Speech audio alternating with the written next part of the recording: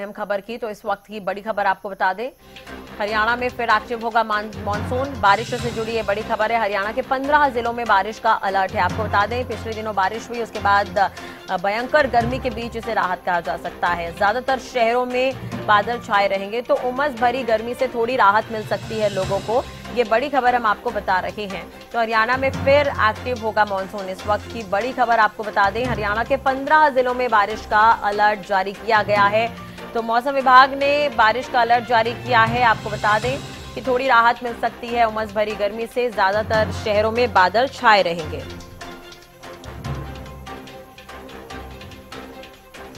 तो ये बड़ी और अहम खबर एक बार फिर से आपको बता दें, हरियाणा में एक्टिव होगा मानसून। तो दिल्ली एनसीआर के इलाकों में बारिश हो सकती है। हालांकि दिल्ली में पिछले दिनों भारी बारिश देखने को मिली थी।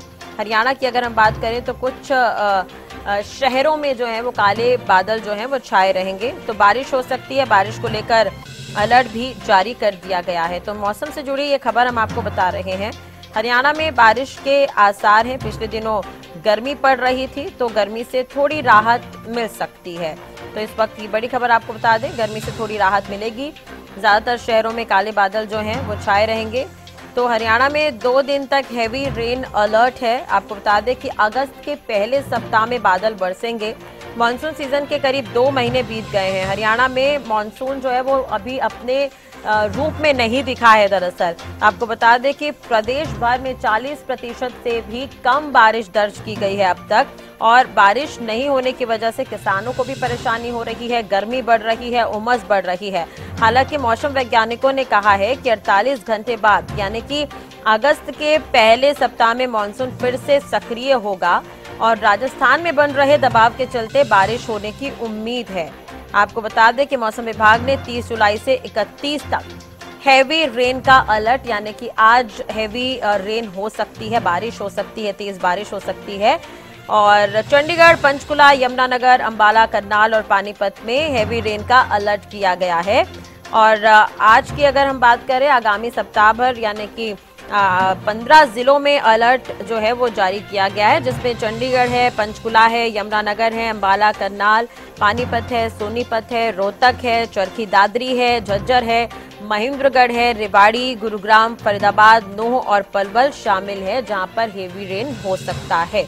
तो ये बड़ी खबर हम आपको बता रहे हैं कि हरियाणा में अभी बारिश कम हुई है, मानसून अपने अवतार में नजर नहीं आया है। 40% से भी कम बारिश दर्ज की गई है। फसलों को नुकसान हो रहा है, किसान काफी परेशान है इससे, लेकिन थोड़ी राहत उन्हें मिल सकती है। आपको बता दें कि बारिश हो सकती है, अलर्ट जारी किया गया है। 15 शहरों में जो है मानसून एक्टिव नजर आएगा।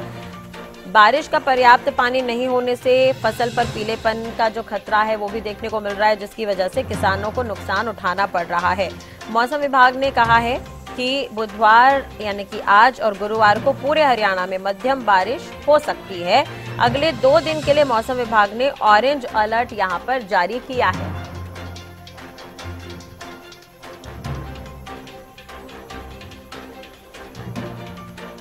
चलिए इसी खबर पर ज्यादा जानकारी के लिए बात करेंगे। सोनीपत से संवाददाता लाजपत हमारे साथ जुड़ गए हैं। लाजपत, एक तरह से देखा जाए तो जो रिपोर्ट सामने आई है उसमें ये कहा जा रहा है कि हरियाणा में 40 मिलीमीटर से भी कम बारिश हुई है अब तक, यानी कि मानसून अपने अवतार में नजर नहीं आया है। लेकिन मौसम वैज्ञानिक कह रहे हैं कि आगामी 2 दिनों में थोड़ी राहत मिल सकती है। किस तरह का मौसम है उस तरफ?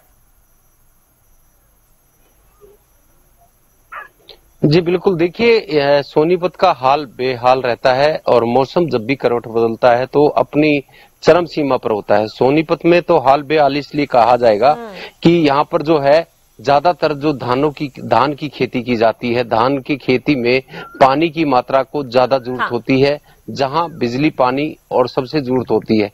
लेकिन आसमानी जो है बारिश की भी जरूरत होती है।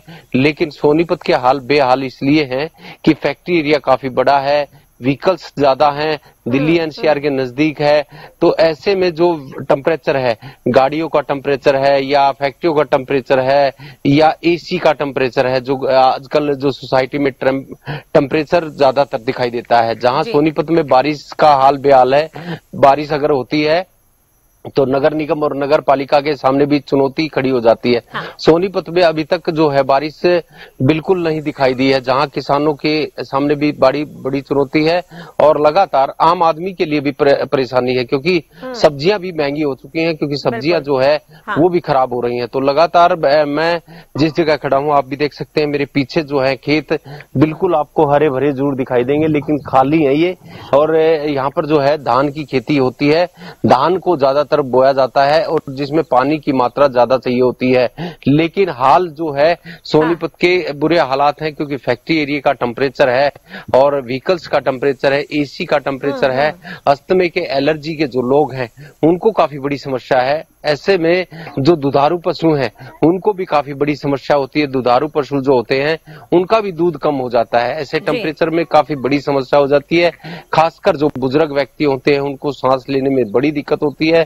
पोल्यूशन का भी प्रकोप सोनीपत में दिखाई देता है। फैक्ट्री एरिया बड़ा होने की वजह से लगातार पोल्यूशन भी दिखाई दे रहा है। कंट्रोल जो एरिया है जो दिल्ली, ठीक है, जिन शहरों के नाम बताए गए हैं उसमें सोनीपत का नाम नहीं है। जिन 15 शहरों का मैं जिक्र कर रही हूँ उसमें सोनीपत का नाम नहीं है, लेकिन अंबाला है और पानीपत है, रोहतक है, जहां पर भारी बारिश हो सकती है। सोनीपत को लेकर ये कहा गया था कि कल बारिश की संभावना है वहां पर, तो कल क्या मौसम वहां पर नजर आया? और अगर आपके पास जानकारी हो तो ये भी चाहेंगे आपसे कि मौसम वैज्ञानिकों का क्या कुछ कहना है सोनीपत को लेकर।